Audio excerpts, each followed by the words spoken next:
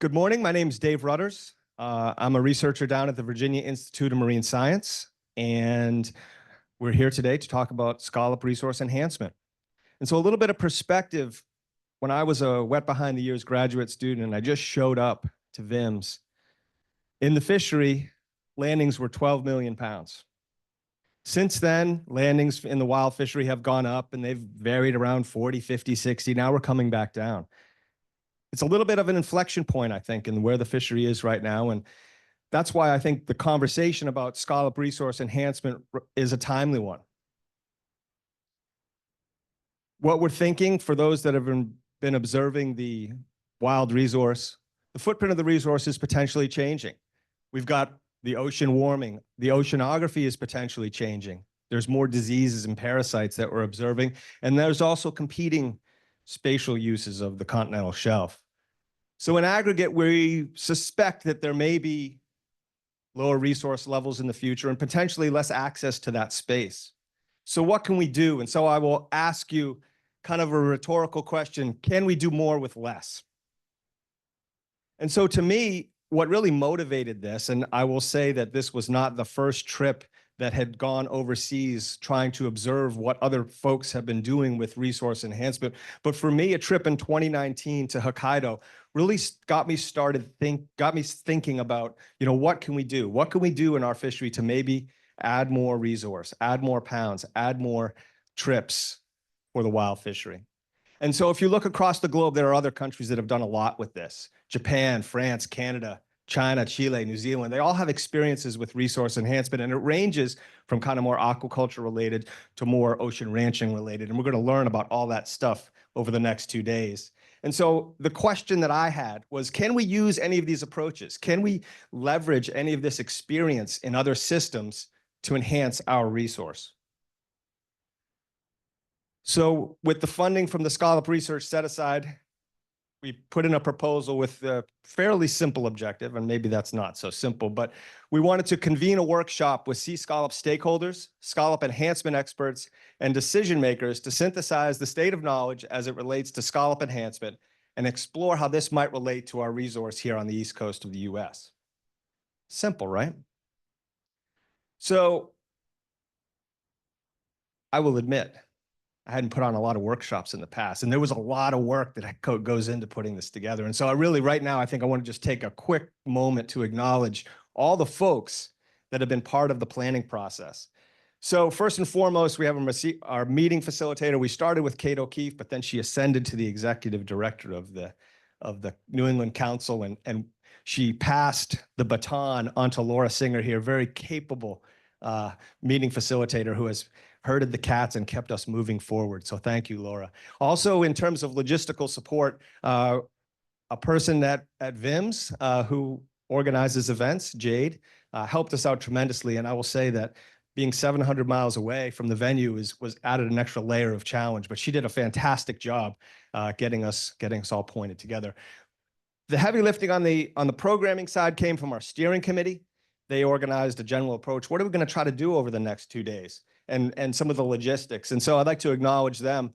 Sally Roman, Andrew Sheldon, Bill Walton from VIMS, Mark Dixon from the Northeast Fisheries Science Center, Dana Morse from Maine Sea Grant, and Andrew Minkiewicz from Black Point Maritime Law, all came together and gave their unique perspectives on what might be important to talk about over the next 2 days. And so I thank them for all their hard work.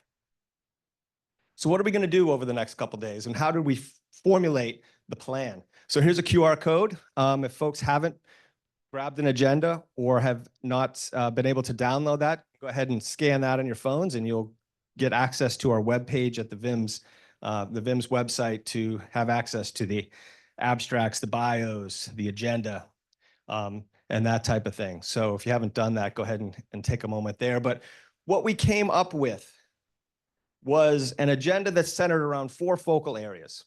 And so these focal areas represent really kind of the major things that I think that we thought were very important to talk about with respect to resource enhancement.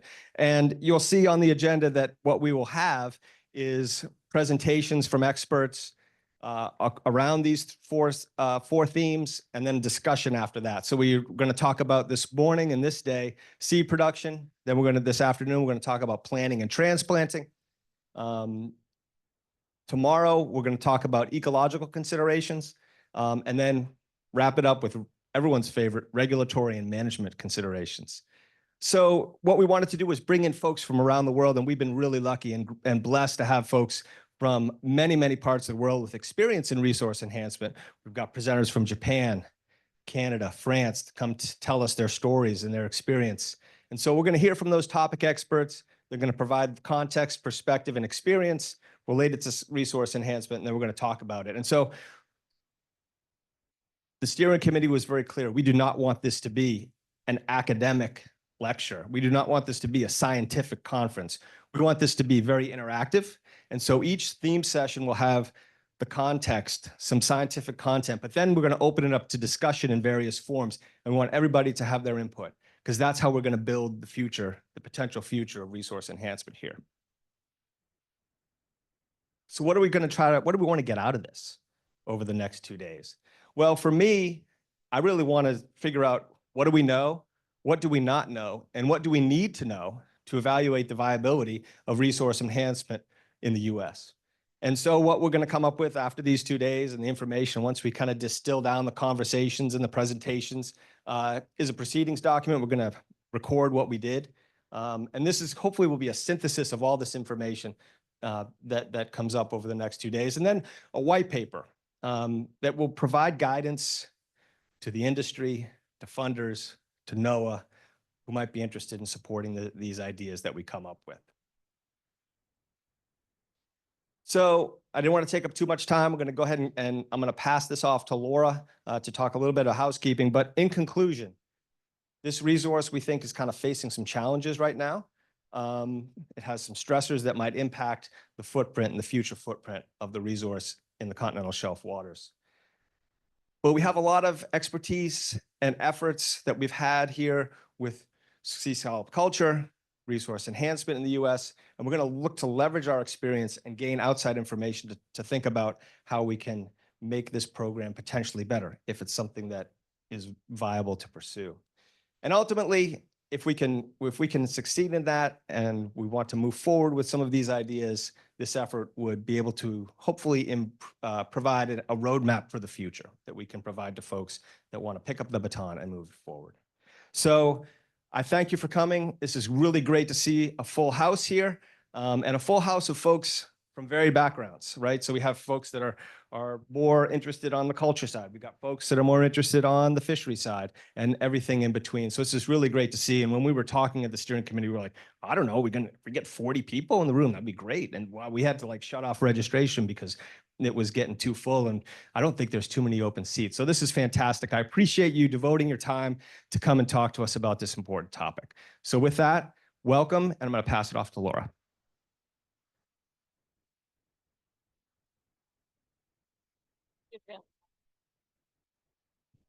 Well, good morning, everybody. As Dave said, I'm Laura Singer. I know some of you, but not all of you. It's great to be here. My role is just to keep the ship moving on time. So I will try to do my best to do that and give you the hook if I need to, if I need to. A couple, here's a little deeper dive into what we're going to go through today. So we have an opening plenary, which we're very excited to hear Florian present his insights from France. Then the first session is on seed production, led by Mark, and then we'll have lunch. Lunch is on your own, and I can give you some suggestions for lunch options. There are also some lunch options, dining options on the table, just if you want to be thinking about that. Session 2, we'll go into transplanting with Dana, and then we'll synthesize and we'll wrap up. And then this evening, right after, we can just roll on over to this room right next door, and we'll have a little reception so we can all keep talking. So that's today. A few what I call sort of aids to navigation. If you could minimize distractions, and as Dave said, we're all here to be like learning and sharing. So we all like to multitask, but to the extent that you cannot be looking at your phone and your computer and doing other work, let's try to stay focused on where we are and the work we're trying to do today. Practice common courtesy is merely raising your hands and sharing the floor. we all want everyone to contribute your ideas, and really be thinking about what are the action steps to advance sea scallop enhancement. And for that purpose, we have, oops, and that's it for my slides. I'll give you lunch options later. For that purpose, on your table is a form that you can use to fill out as we go along in the workshop. It has big squares on it. Feel free to use that to take notes and ask yourself some of those questions. And you can pass those back in at the end of the workshop. If you want, there's a QR code on the front, and that will take you to a Google form, and you could just fill it out on a Google form. But we're really trying to make sure there are multiple ways for you all, because we are such a big group, to provide your feedback, whether it's through there. Also on the table, you'll see little index cards. Once we get going, if you have questions for the panelists, you can write them down the index cards, and we will work during the break to collect those so that we can make sure we're sharing our different questions and trying to keep this group organized.